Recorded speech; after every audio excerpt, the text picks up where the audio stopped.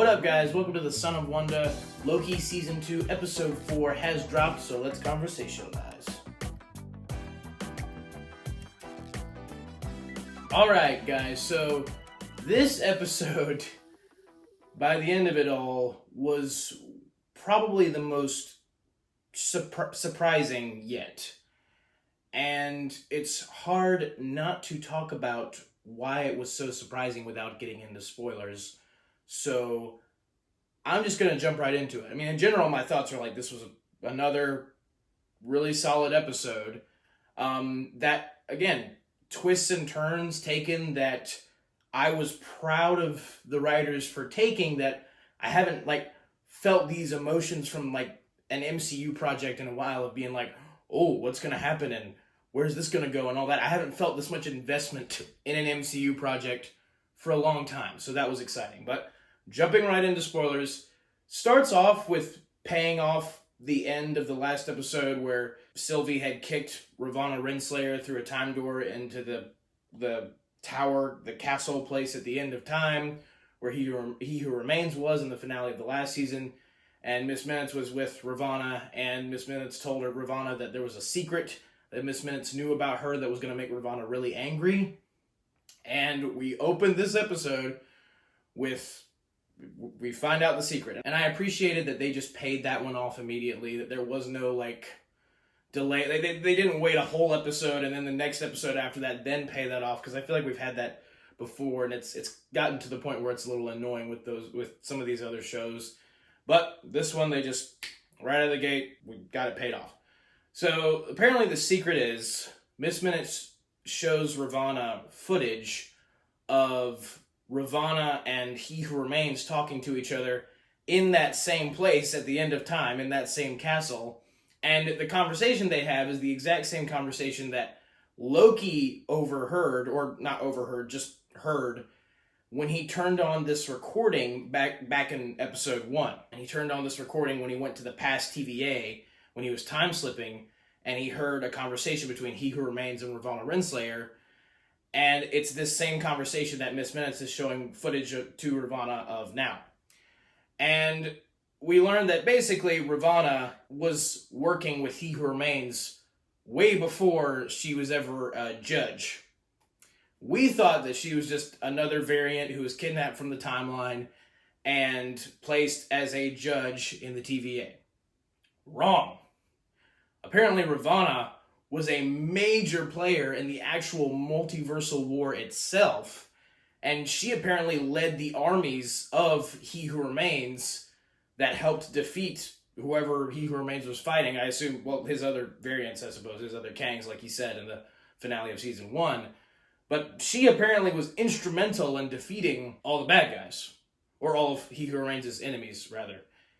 And they have a conversation where He Who Remains is like, I'm excited to be leading with you, and I'm really glad to have you on my team, just like Loki heard in the first episode. And she's in the Hunter gear that Hunter B-15 and X5, Hunter X5 was previously in, the soldier TVA gear. And she says, the TVA waits our command, and she walks through a time door, and she's like, are you coming? And He Who Remains is like, well, I'll catch up. And she walks through the time door and leaves and goes to the TVA, and then He Who Remains asks Miss Minutes he says it's time for Protocol 42. I don't know what that means. What's interesting about that, though, and this actually just came to me, is 42 is the same name of a prison that was created in the comics, that was created in the Negative Zone. It was a place, it was basically the Marvel equivalent of the Phantom Zone in DC, if you know anything about that.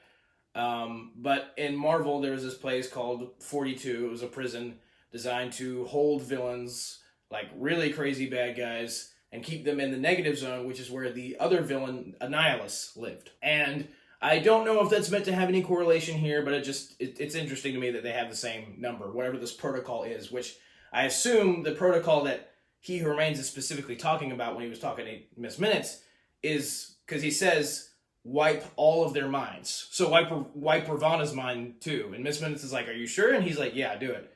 And Ravonna just seems to see this and be like, oh, well, he just wanted the throne for himself. But I can't help but wonder if there wasn't a deeper purpose for He Who Remains wiping all of the TVA workers' minds, and her specifically. I don't know why. Maybe it is just to keep all the power for himself, but I feel like there should be some kind of deeper, more complex reason for why he did it. We still don't know why, but obviously she's really upset with this, and she's like, well, she asked Miss Minutes, so like, what do you want us to do? And Miss Minutes is like, well, I'm just saying we never needed him. We never needed He Who Remains. Or I'm saying we don't need him, maybe we never did. And so Miss Minutes clearly just has a mind to take over the TVA. That's her goal, that's her motive. And Ravana's is the same, so they team up. And, you know, like they're both mad at He Who Remains for basically using them for his own gain and to his own ends. And so, you know, that reveal, I was like, it's weird to me that I don't recall Ravana in the comics being like, maybe she was, I'm not sure. I don't recall her being like a military leader or anything like that. It just seems like kind of something that they like threw in there. Like, oh, she was the leader of all of He Who Remains' armies. Like, do you know how powerful you have to be the leader of that guy's armies? So it makes you wonder. It's like, there doesn't seem to be anything specific about her. Like, she's skilled. Like, she's clearly a skilled fighter, yes. But, like, the leader of all his armies? For real? I don't know. Anyway, they team up. Then we go back to Victor Timely going into the TVA through the time door, picking up where we left off near the end of the last episode as well. And he's just looking around and stuff. And then Loki and Mobius come to him. And Victor basically addresses what I said in my review of the last episode, which is that in the last episode, literally, I felt bad for Victor Timely because like he literally was being chased by everyone, and everyone was trying to get him. Everyone was trying to use him, like, you need to come to the TVA. No, you need to do this. No, you need to do that. No, you need to do this. No, you need to do that. He had like 1,000 voices in his ears, and he himself addresses this in this moment. He's like, hold on. I would like some say in the matter because everybody has seemed to want me for some reason, and I don't really know why. Loki and Mobius understand this, and once Victor realizes that the temporal loom is like malfunctioning and going nuts, he's more willing to be like, oh, that's the loom that I designed and created. I need to fix that. And so he agrees to help Loki and Mobius. And what I really love about this episode is that throughout the entire episode, the tension is kept by the sheer fact that the lights keep flickering and going off and going on and going off and going on. And the episode never fails to remind you that the loom it's about to be destroyed. It is about to just annihilate everything in the TVA and just go ballistic. And I really like how they continuously keep that in the audience's mind throughout this episode. It's like just through these subtle little things, like you can even hear announcements in the background of people like or whoever being like, get to the evacuation place or whatever, like we need to get out of here, or prepare to get out of here at least if the loom goes off or explodes or whatever. And so I really appreciated the fact that they kept the tension.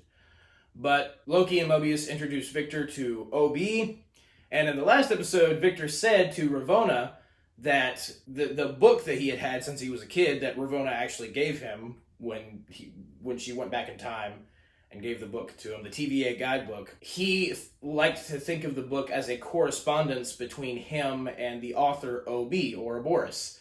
And so him meeting Ouroboros is a very special moment for him.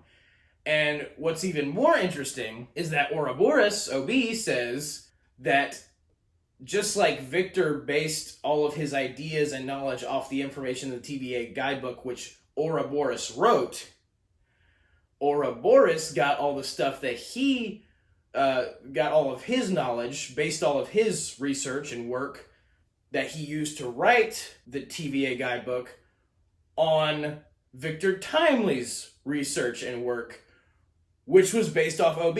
So they realize, like Loki realizes, like, oh, well, they all do. Like if Victor's work is based off OB's work and OB's work is based off Victor's work, And Mobius like says like which ones came first. And I really enjoy that they did that because those time things, like when they get into those moments where you realize like something is completely just a loop. It goes like just keeps going around. Like you literally don't know where it begins and ends. Like it's just such a crazy idea. It's like, well, Victor created the work that Obi based his book off of, and Obi's book is what inspired Victor. It's just like keep going. And I feel like there's more to that they're not telling us, but it's just, I love when they do stuff like that. Those ideas are just like, whoa, like it really melts your brain. But Obi and Casey are creating a throughput multiplier of their own, which is basically just a fancy name for a device that can fix the temporal loop. And Victor knows how to. Casey and Obi were running into some problems with making the throughput multiplier. Victor knows how to fix those problems, and he decides to help them, and they work on it. And Sylvie is here throughout all of this. She came to the TVA, and Mobius suggests going to get some pie while they wait, while the scientists are working on it, and Sylvie just loses it. Sylvie just is completely floored. Like, why would you be thinking about pie at a time like this? She brings up the fact, the same thing that X5 brought up in episode 2 about how Mobius he knows he's a variant, and he hasn't even gone to see who he was on the timeline or any of the branched timelines.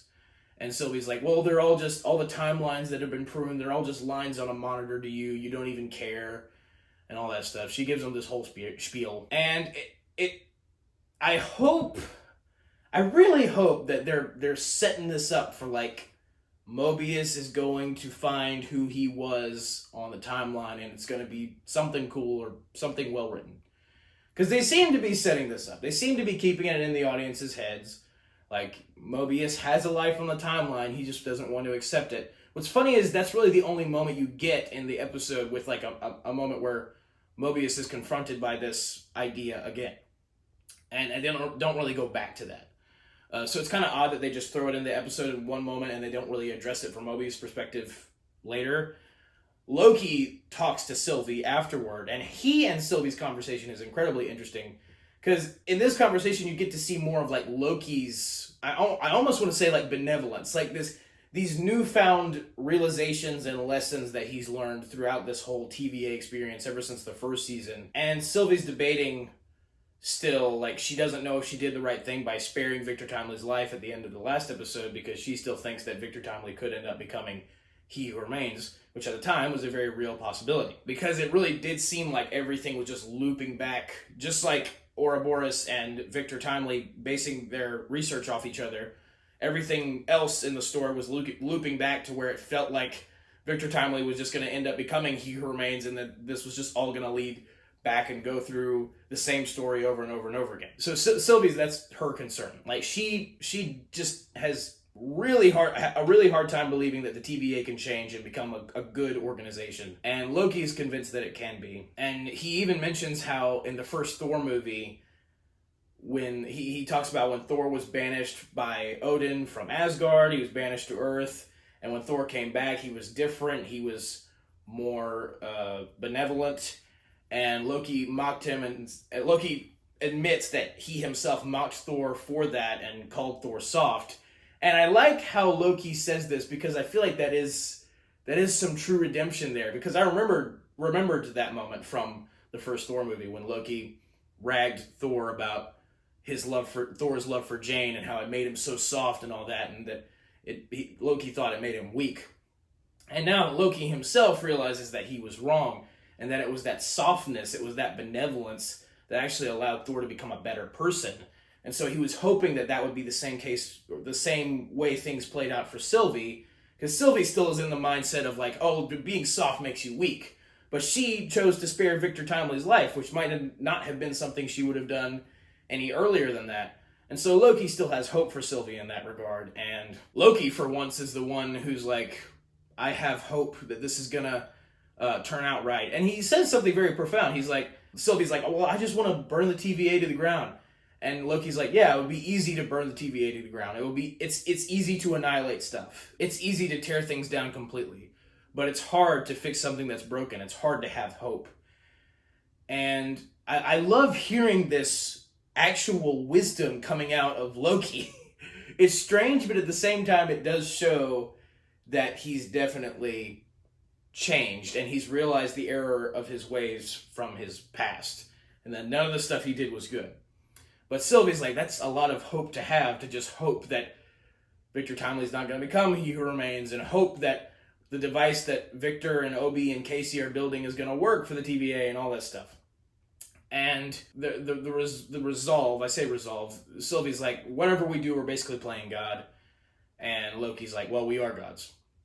And so it's kind of a catch-22, because it's like, you don't want Loki to be overzealous about like, oh no, this is going to work. This is totally going to work. Or this is going to for sure work. Where Sylvie's on the opposite end, where she's like, oh, this is probably not going to work at all. We're all doomed. We need to find a balance here between too optimistic and too negative. But I appreciate that they put these different perspectives in there.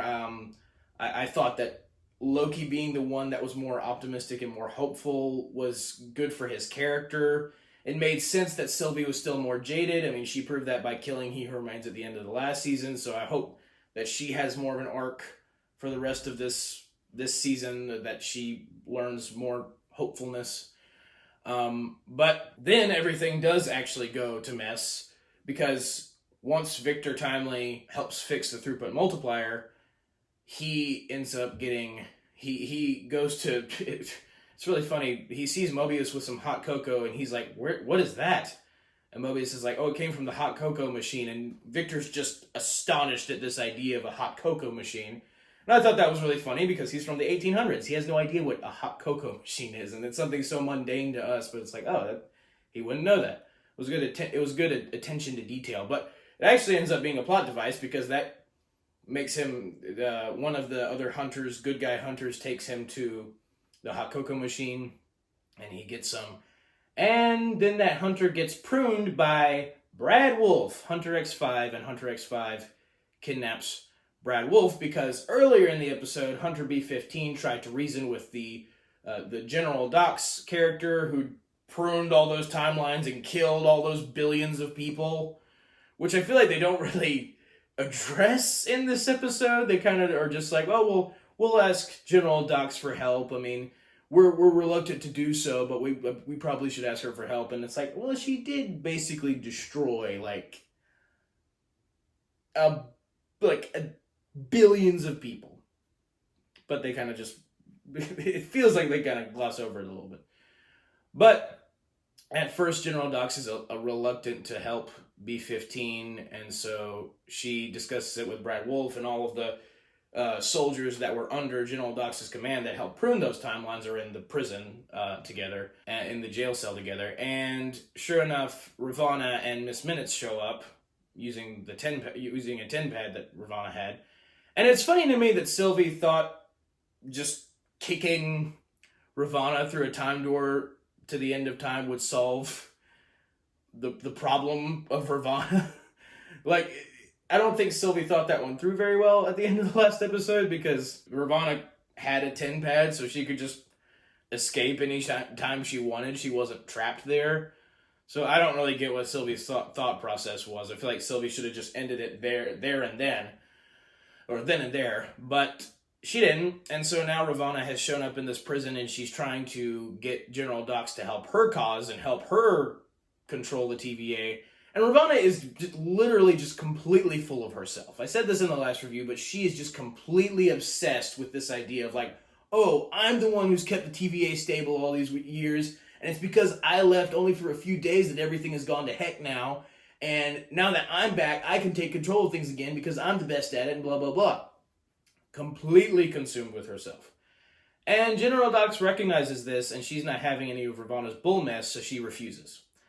And most of the other of her soldiers in the prison refuse as well by not walking out the door with Ravonna and accepting Ravonna as their leader. Except X5. Of course, X5 / Brad Wolf from episode 2, the one that Loki and Mobius were interrogating. Of course, he is going to want to have his life on the sacred timeline, live his life out on the timeline as an actor. And it's a very tense and well done scene, because the General Docs, who up to this point has kind of been an annoying villain character, shows some actual, like, no, I kind of realized the error of my ways, and I'm definitely not going to follow Ravana. Because I can recognize that Ravana only cares about herself. And so Ravana's like, well no, if all of you join me, I'll let you live your lives out on the timeline. And of course, X5 is the only one who accepts her offer. And then Miss Minutes activates the same machine that Loki used to interrogate Brad in episode 2, which is just this, like, giant box, translucent box thing, and closes it in on Dox and all of her soldiers except X5. And Dox says to Ravana's face, as she's about to die, she's like, how does it feel to know that nobody in this room, like, everybody in this room would rather die than follow you? And, you know, obviously Ravana doesn't like that. And so, and while this is going on, while these people are getting brutally killed by being crushed in this box, Miss Minutes, and they don't show anything, which I appreciated. I'm glad that they didn't go that overboard. Like, you gather what is happening to the people. You don't really need to see it.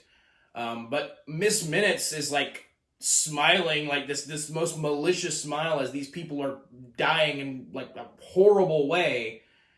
And it really just, like, in the last episode, you found out that Miss Minutes was absolutely nuts. In this episode, you find out that she's pure evil. Which is like, yikes. Like, she legitimately is just evil as mess. And so she's, like, loving this people getting destroyed awfully. And they all die. Except X5, and X5 joins Ravana, and then X5 kidnaps Victor Timely and takes him to Ravana, and Ravana tries to get Victor Timely to tell Ravana where his special device is that he helped to fix the throughput multiplier that Obi and Casey were creating. And clearly she just wants all the credit of fixing the TV and controlling it for herself, even though they're basically all trying to achieve the same goal of fixing the temporal loom. And Loki and Sylvie and Mobius and Casey and Obi and 100B15, big group of good guys now, thankfully, are all trying to figure out where Victor Timely went. They realize that Ravana and Miss Minutes have gotten to the TVA and were the ones who kidnapped Victor. And so Loki and Sylvie go to try and find Victor. And they go to an elevator.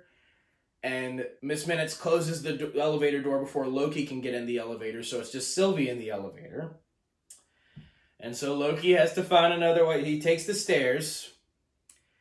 And then we go to Loki from episode 1. And my theory, if you watch my Loki season 2 episode 1 review, my spoiler review of that episode, I said that my theory was that later in the season, Loki and Sylvie would be the TVA, at some point get separated, and Sylvie would find Loki after going up the elevator, but it'd be the Loki from episode 1.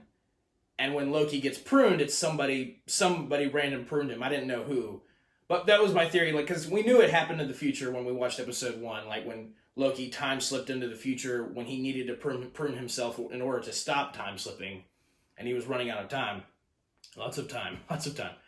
But that was my theory, is that happened later in the season, and Sylvie and Loki, the Loki of the present, it's confusing.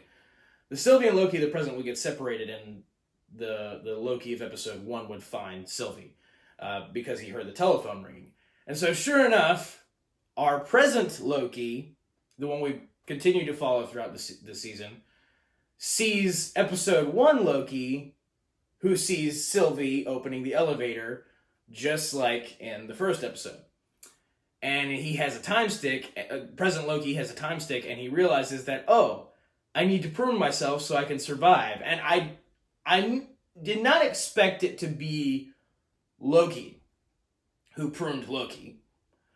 I didn't know exactly who it was, but it makes perfect sense that it was he pruned himself. So I thought that was a really good twist. Is that like, oh, Loki, of course, knew that he needed to get pruned in order to survive, so he literally pruned himself because he remembered that moment.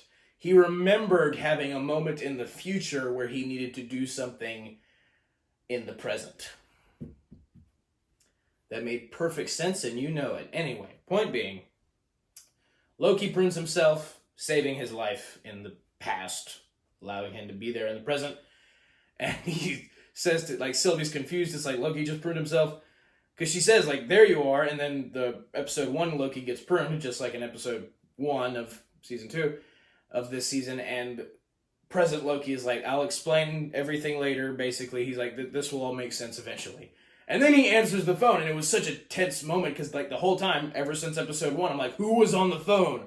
Who was calling the phone that made it ring and brought Loki to that, episode 1 Loki to that point where he could be pruned and his life could be saved. He could stop time slipping. But they answer the phone, and it's just OB calling to see if they're all right.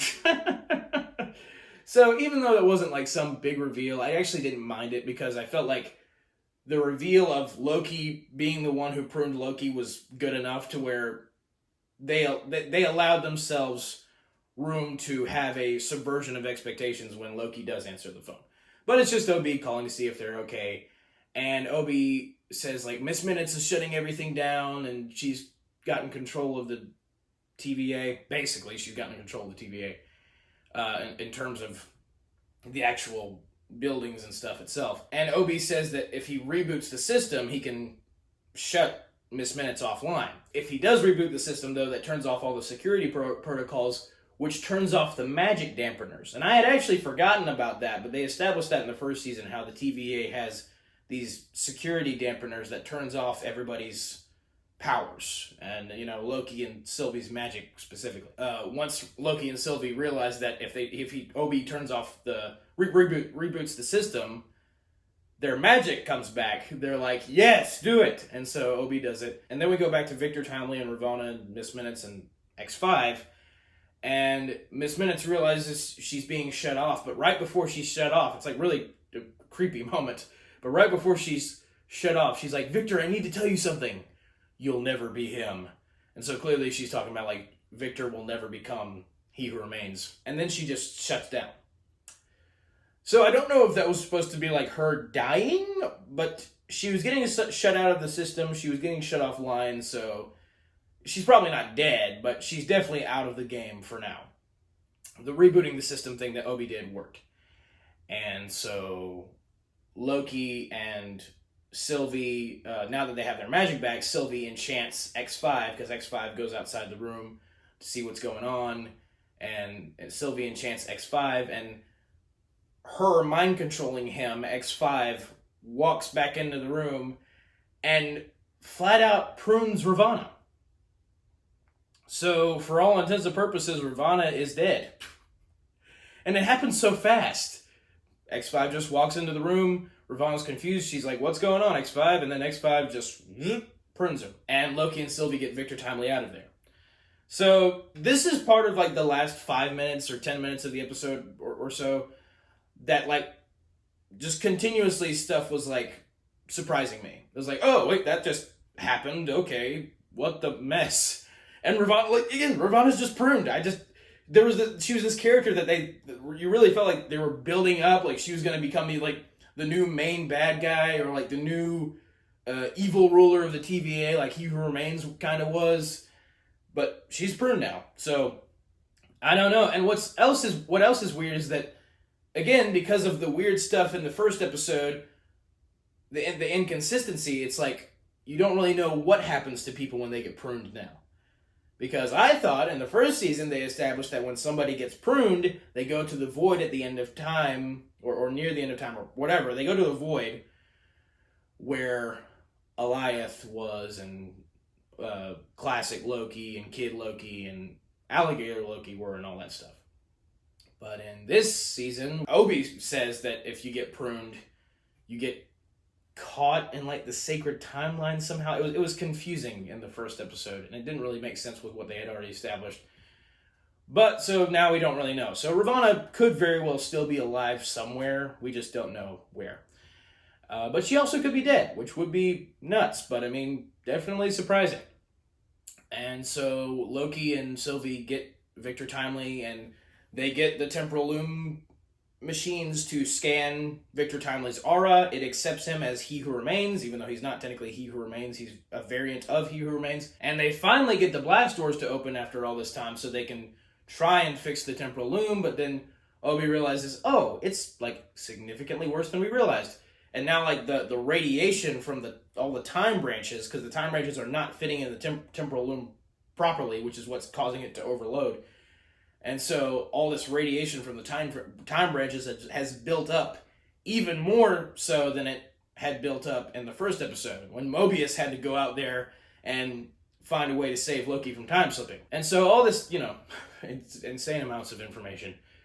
But Victor decides to be the one to put on the suit, the same suit that Mobius put on in the first episode, and go out there and try to fix the temporal loom, even though it is like currently going nuts and the radiation is insane. It's off the charts. And they have this great build-up. It's like Victor, he's like, time to be brave, and they're all ready, and they're like, he's gonna make it. And so this has to be one of the most shocking moments possibly in the MCU, but Victor, he puts on the suit, he's got the device, the throughput multiplier, the doors open, he runs out, he's ready to go super fast to fix the temporal loom and then get back in the TVA, and he walks out and is immediately disintegrated. Boy, that escalated quickly. Immediately. There's no pause, he doesn't get halfway, it's literally the camera pans on the doors, they open, he runs toward the camera, he runs out, immediately once he runs out into space, disintegration. That has got to be one of the most... I was floored. And that has not happened in a long time when I've watched an MCU project or whatever. Like, something so shocking was like, what? Like, it's conflicting because it's like they clearly built up Victor Timely to have, like, oh, he's going to become He Who Remains, and, like, he has all this, this tension surrounding him because he is a variant of He Who Remains. And they just kill him off right here like that. But I think the reason that I'm okay with this decision, and I actually think it's pretty, in its own way, like clever writing, is because even though it also could be considered a subversion of expectations, it's one of those that I feel like is actually done right, in the sense that, first of all, the MCU has been really lacking stakes in the past few projects they've had. Nothing really seems to have been worth it in the end, and everything seems to have been fine. So when you get used to certain characters being like, oh yeah, well, they're going to survive, I mean, duh, they're too important to die. When they do, depending on which character it is, and in what way they're killed, when they do die, it is a bit of like, so we feel like the audience feels actual danger. It's like, oh, these characters that we like are not as safe as we thought they were. Like, all bets are off. And they established that right out of the gate by just disintegrating Victor in the way they do. But what I appreciated about it is that that's like literally at the end of the episode, and they don't make light of it. Like, once it happens, Loki, Mobius, Hunter B-15, Sylvie, and Casey, and Obi, all of them are just shocked. They're just like standing there just like, what? What did we do wrong? Like, what happened? They just keep saying, like, 100 B-15 just keeps saying, like, what happened? What do we do? And they don't make light of it. Like, they establish the weight of the scene. Nobody makes a joke. Nobody says, like, oh, well, I guess he's dead. They actually dwell on it and are like, oh, man, that is not good. That is really not good. And then, to add insult to injury, the actual loom itself blows up. And our good guy group does not know what to do at all. Loki's just like, I'm standing there like, I got nothing. I do not know what to do. And it blows up, and the light is just shining intensely bright at their faces. And Loki's just like, and then that's the end of the episode. And it truly was an episode that was like, it starts out, you get in the rhythm, it's like, okay, we could have surmised this from the last episode, which wasn't bad. It was just like, it was playing out the way you expected it to. And then again, like in the last 10 minutes, Ravana dies, Victor's disintegrated immediately, and the temporal loom blows up anyway. After all that work they did to try to fix it, it's gone. So they literally just everything that we were building up toward, stop it dead in its tracks. The good part about that is that, guess what? We have 2 episodes left. I mean, this whole episode felt like a finale with the crazy way things were ending. And so we got 2 episodes left. This is not the episode before the finale. We got 2, 5 and 6 left. And so it really makes me wonder what the mess they've got planned for those 2 episodes, because I have absolutely no idea how they're going to get out of this, because it really seemed like the temporal loom was exploding and it was going to take the TVA with it. No idea what they could possibly do that would make sense at the beginning of the next episode to somehow get out of this situation. They better figure out something, though, because this really was the purest definition of a cliffhanger ending. But they gave themselves time to wrap things up. And it's funny to me that only in 4 episodes they were actually able to tell a pretty, a cohesive enough story that had an insane ending, with just these 4 episodes, that had an insane ending at the end of all of it. And they were able to fit quite a bit of story in here in just 4 episodes. I think one of the reasons that they were able to do that effectively is because these episodes have been longer than other Disney Plus shows. Usually at this point in the show, they'll have gotten down to half an hour. But they have remained pretty consistent with the above 30 minutes, and these past 2 episodes have been in the 50 area. And so I am glad for that, because that means they gave themselves time to tell the story that they wanted to tell. And they didn't feel like they had to rush through everything. And it's nice to see when it can be done effectively. And again, I just don't understand why they haven't done that with their other projects. But I was very pleased with the actual quality of this episode by the end of it all. At first I was like, well, there's some things that don't really make sense. And then those things were immediately solved. Ravana seems to be gone. Victor seems to be gone. Now, granted, in the MCU, we have established that basically anything that happens can be reversed. So, I have a pretty strong feeling that we're going to see Ravana and Victor Timely again if Loki somehow finds a way to time travel back in time and say, hey, this isn't going to work. The temporal loom's going to blow up and Victor's going to get disintegrated. We'll see. But I was very pleased. And I'm excited to see what's next. I think we're 4 episodes in. I said in my last review that episode 4 is the one where you really know. It's is this going to be a good season? Is it not going to be a good season? Right now, at episode 4, I'm okay, we're majority of the way to the end of this, and we're good so far.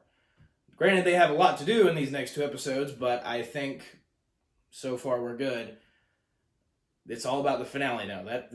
The finale. That's the thing, truly, that defines it. Episode 4 is the main indicator, but the finale is obviously the main thing in the seasons. It's is it good? Is it not good? That's how you know. But that is my review of Loki Season 2, Episode 4. I thought it was nuts. I was absolutely blown away. It's the most invested I've been in an MCU story in a very long time, and that is comforting. But thank you guys for watching. Have a very blessed day. May the Lord be with you. May the Force be with you. Goodbye. And that's a wrap.